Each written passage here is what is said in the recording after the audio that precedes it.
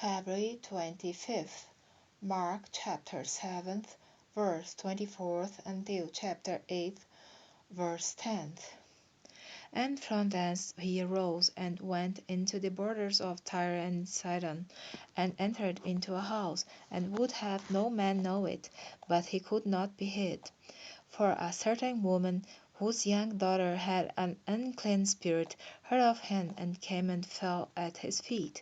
The woman was a Greek, a Syrophoenician by nation, and she besought him that he would cast forth the devil out of her daughter.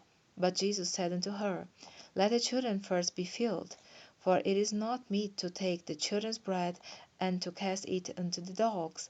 And she answered and said unto him, Yes, Lord. Yet the dogs under the table eat of the children's crumbs.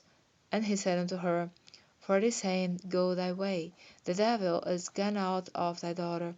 And when she was come to her house, she found the devil gone out, and her daughter laid upon the bed. And again, departing from the coast of Tyre and Sidon, he came unto the sea of Galilee, through the midst of the coast of Decapolis.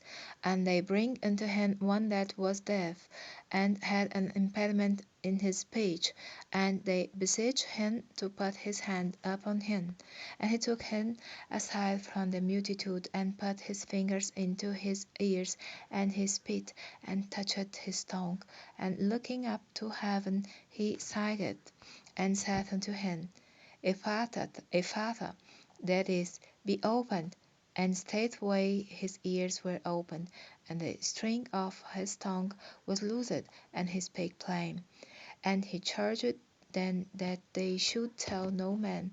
But the more he charged them, so much the more a great deal they published it, and were beyond measure astonished, saying, He hath done all things well.